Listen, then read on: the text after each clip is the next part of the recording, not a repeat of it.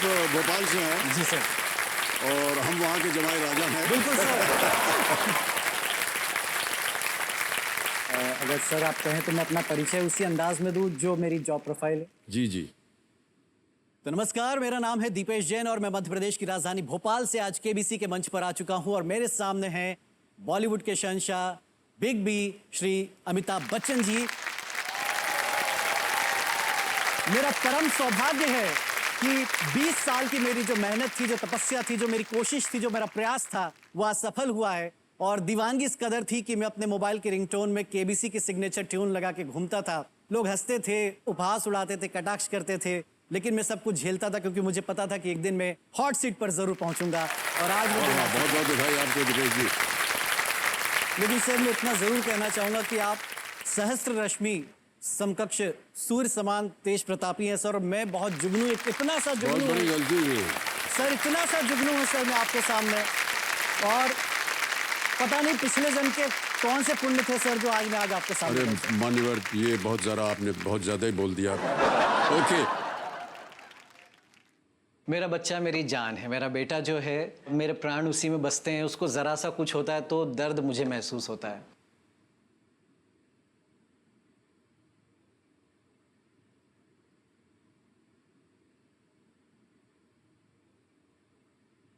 वो भी मुझे बहुत प्यार करता है, मैं भी उसको बहुत प्यार करता हूँ। उसकी बहुत केयर करता हूँ। उसकी कभी कभी गैर ज़रूरी इच्छाएं होती, लेकिन ऐसा लगता है कि मैं पूरा कर दूँ, क्योंकि मेरे पापा भी मुझे ऐसे ही लाड़ करते थे उस समय। मेरे हीरो पापा है, क्योंकि वो मुझे घुमाने ले जाते हैं, सब चीज खिलाते हैं और सब चीज दिलाते हैं।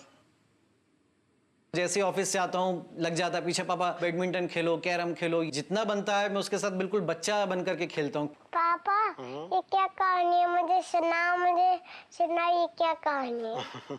ये बेटा चिल्ड्रंस डे पे लिखी है पापा ने कहानी। मैं एक न्यूज़ एंकर हूँ। पत्रकारिता के एक क्षेत्र में मुझे 15 साल हो चुके हैं, अलग अलग चैनल्स में काम करते हुए। दीपेश सर, 6 कॉलेज के संचालक ने सुसाइड अटेम्प्ट करने की कोशिश करी है। इसको ब्रेक कर दो, ग्राफिक्स बना लो और मैं इस खबर को ले लेता हूँ। इरम, इस पर जल्दी से रिपोर्टर को जोड़। नमस्कार, आपके साथ मैं हूं दीपेश जैन और इस वक्त एक बड़ी खबर मिल रही है जबलपुर से, जहां पर एक मीडिया लाइन ऐसी है कि यहां पर जॉब का कभी ठिकाना नहीं रहता है। कोरोना काल में हुआ, जॉब चली गई, जो भी पैसा जुड़ा हुआ था वो सब खर्च हो गया, फिर जीरो से स्टार्ट करना पड़ा। अभी तो बेटा छोटा है, लेकिन उसकी इच्छाएं बहुत ज्यादा हैं। तो मुझे लगता है कि मैं मेरे बेटे की सारी ख्वाहिशें पूरी कर सकूं। एन क्यों लगाया इसमें? जिम्मेदारियां बहुत सारी हैं, उनको भी पूरा कर रहा हूँ। ऐसा लगता है कि केबीसी के मंच पर आने के बाद बेटे के लिए कुछ अच्छा कर सकूं, उसके लिए अच्छा कुछ जोड़ सकूं।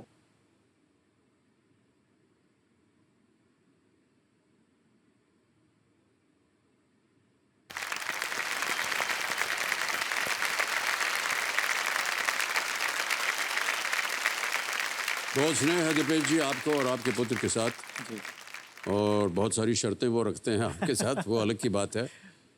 लेकिन कोरोना काल में जी जी तो न्यूज़ वगैरह की बहुत ही चर्चा थी और बहुत ही सुरक्षित है कि ये नौकरी इतनी ज़्यादा अनिश्चितता भरी है, कब चलता हुआ चैनल बंद हो जाए। 3 महीने हुए थे, कोरोना मार्च में स्टार्ट हुआ। 20 मई को मैं बुलेटिन की तैयारी करने जा रहा था और 7 बजे का मुझे बुलेटिन पढ़ना था। सर 6 बजे हाथ में लेटर दे दिया कि आपको कल से नहीं आना।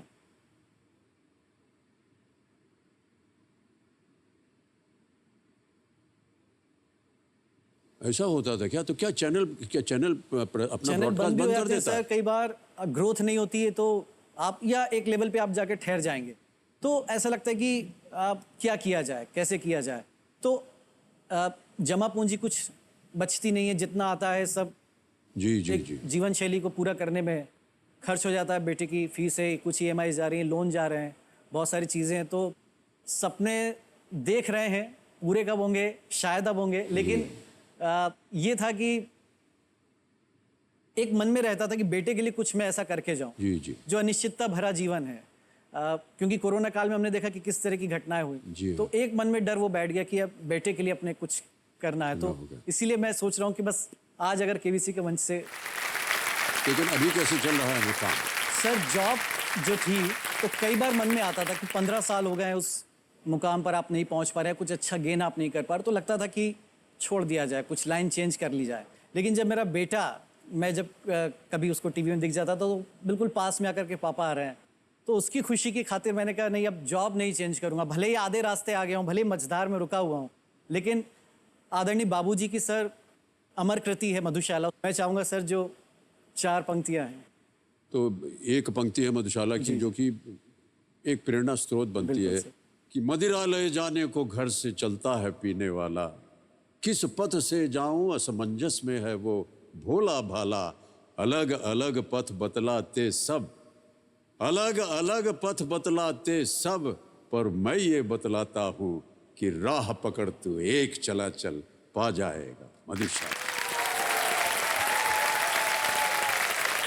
वही जीवन का सार है सर। कोई एक राह पकड़ लीजिए, मधुशाला मिल जाएगी आप। ओके, हमने जब भी जितना कुछ देखा है कभी डिबेट में, इतना लोग चीखते चिल्लाते हैं अपने बात को आगे बनाने के लिए, कैसे आप उनको मैनेज करते हैं? आप सर, मैं जब भी सीट पर बैठता हूँ तो व्यासपीठ मानकर मैं बैठता हूँ कि ये जो बिल्कुल निष्पक्ष होकर यहाँ पर बात करनी है। तो कोशिश मेरी यही रहती है, जब डिबेट की हम पहले तैयारी करते हैं, सब प्रोसेस जो रहती है, एक टॉपिक ढूंढना पहले कि आज शाम की या दिन भर की बड़ी खबर क्या है। जब गेस्ट इकट्ठा होते हैं तो वो बोलते हैं अरे इस पे हम क्या बोलेंगे, बताओ तो सही थोड़ा, तो फिर उनको बताना भी पड़ता है कि भाई आप ऐसे ऐसे अपनी बात रखना। और वो चीखना चिल्लाना तो होता है, लेकिन सर एक मज़ेदार बात और हम बताना चाहेंगे कि जो होता है ना वहाँ पर, ऐसा लगता है कि बस युद्ध और घमासान होने ही वाला है। जैसे ही शो खत्म हुआ सब हम लोग बैठ कर के आराम से चाय बिस्किट खाते हैं, हंसी गप्पे होते हैं, और जो है सब जो दल वल है वो सब स्टूडियो में छोड़ करके आ जाते हैं, बाहर आकर सब मित्र हो जाते हैं।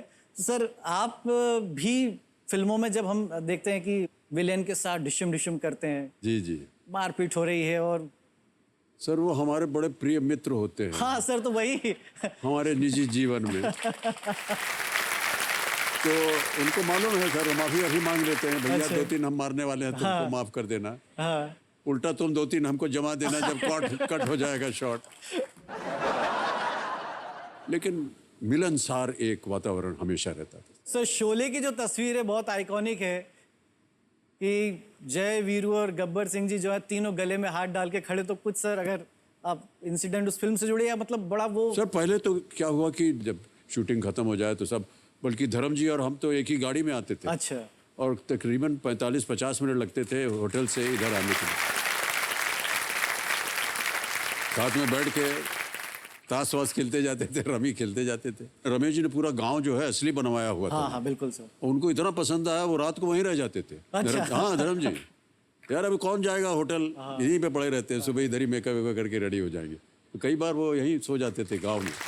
सर जितनी बार उस फिल्म को देखें, अगर कोई सीन चल रहा है तो बस वहीं थम जाते हैं हम, हाँ भाई चलने दो। मतलब एक एक सीन सर इतने करीने से गूंथा गया था कि ऐसा लगता पता नहीं क्या अद्भुत कृति है बनी। और सर आपका अभिनय तो उसमें सबसे अच्छी बात तो ये थी सर कि पहली बार एक फॉरेन हमारे पास वो आए स्टंट डायरेक्टर। जी जी।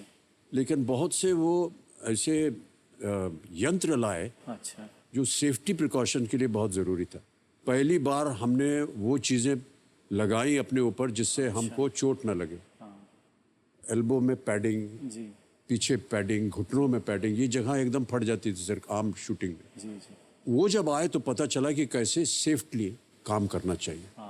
सबसे पहले सर बॉक्सेस जो गत्ते के डब्बे होते हैं ना खाली, वो और ज़मीन पे रख के अच्छा 2 माले बनाया, उसके ऊपर तारपोलिन, उसको रस्सी से बांध देते हैं और फिर कहते हैं कूद जाओ इसके ऊपर। तो वो जब कूदते थे तो वो धंस जाते थे अंदर, तो चोट नहीं लगती थी।